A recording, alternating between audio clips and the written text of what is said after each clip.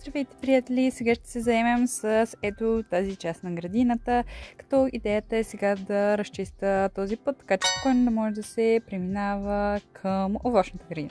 Така че нека започваме.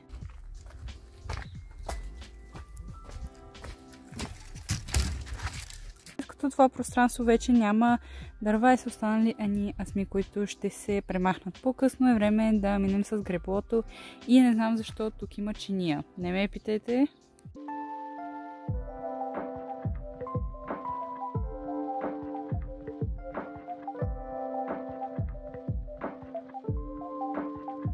След едно известно количество работа, ето, така вече сме изчистили и е време сега с една мотичка да прекопаем тази част, която можем съответно.